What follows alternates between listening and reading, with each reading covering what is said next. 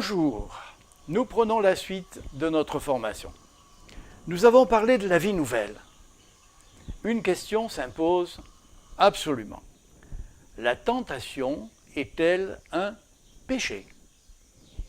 Hébreux 4,15 nous dit « Car nous n'avons pas un souverain sacrificateur qui ne puisse compatir à nos faiblesses. Au contraire, il a été tenté comme nous en toutes choses, sans commettre de péché. » Jésus lui-même a été tenté. Comment pourrions-nous ne pas l'être? Nous qui vivons dans un monde que vous connaissez avec tout ce qu'il y a, comment pourrions-nous ne pas être tentés? La tentation, nous l'avons en permanence autour de nous, devant les yeux. Nous ne pouvons pas empêcher les oiseaux de voler au-dessus de nos têtes, mais nous pouvons les empêcher d'y faire leur nid. Voilà toute la différence. Nous ne pouvons pas empêcher toutes les tentations qui sont autour de nous assaillir, mais nous assaillir ne veut pas dire nous faire trébucher. Nous pouvons refuser la tentation. Nous pouvons ne pas y succomber. Et c'est ça vraiment la bonne solution et le choix indispensable à faire. 1 Corinthiens 10,13 nous dit « Aucune tentation ne vous est survenue qui n'ait été humaine. Et Dieu, qui est fidèle, ne permettra pas que vous soyez tentés au-delà de vos forces. Mais avec la tentation, il préparera aussi le moyen d'en sortir afin que vous puissiez la supporter. » Dieu ne nous dit pas que nous allons passer comme ça dans ce monde tellement pourri, la fleur au fusil, tranquille, sans qu'il n'y ait jamais aucune attaque. Pas du tout, il ne nous dit pas ça.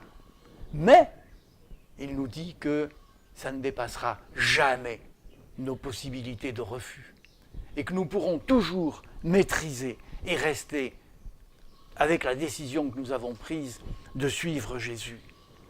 Que dirons-nous donc? Romains 6, 1, 2. Demeurerions-nous dans le péché afin que la grâce abonde? Quel piège!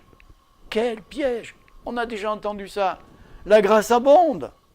Alors, plus je pêche, plus je suis pardonné. Vous voyez ce raisonnement absurde? Puisque la grâce abonde, alors je vais en profiter, je vais pécher et Dieu va continuer à pardonner. C'est une très mauvaise compréhension de l'amour de Dieu.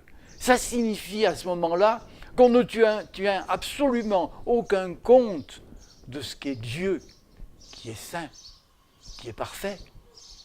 Et c'est pas parce qu'il nous pardonne en permanence qu'il souhaite que nous continuions à pécher. Absolument pas.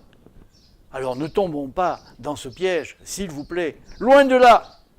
Nous qui sommes morts au péché, comment vivrions-nous encore dans le péché? C'est un choix. C'est un choix sûr, certain, inéluctable, inébranlable, en permanence. Et c'est ce que nous pouvons. La solution, elle est en Jésus, tout simplement. La solution est en Jésus. 1 Pierre 3, 18, dans la seconde 21, Christ aussi a souffert. Et ce, une fois pour toutes pour les péchés. Lui le juste, il a souffert pour des injustes afin de vous conduire à Dieu.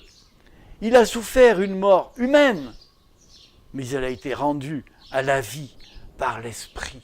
Jésus a souffert à notre place.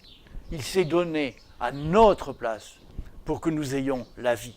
Colossiens 2, 13 et 14. Vous qui étiez morts en raison de vos fautes et de l'incirconcision de votre corps, vous étiez morts.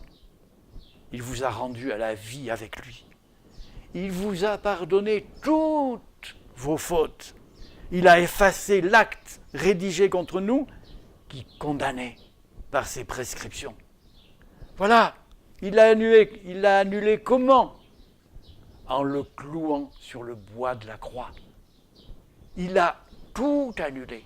Tout ce qui nous condamnait a été annulé, afin que nous ne soyons pas conduits vers la mort, mais que nous soyons conduits vers la vie. Tout est effacé. Tout! Tu te rends compte? Tout est effacé. Quoi que tu aies fait, quoi que tu aies commis, quelle que soit la situation dans laquelle tu te trouves maintenant, Dieu est là. Quel amour extraordinaire. Ah, que vraiment, que tu l'acceptes et que tu vives à 100% avec lui. C'est vraiment ce que tu peux décider de faire. Toutefois, il peut malheureusement nous arriver de chuter. Ça peut arriver. Que faire alors? Nous allons le voir dans la prochaine vidéo. Au revoir.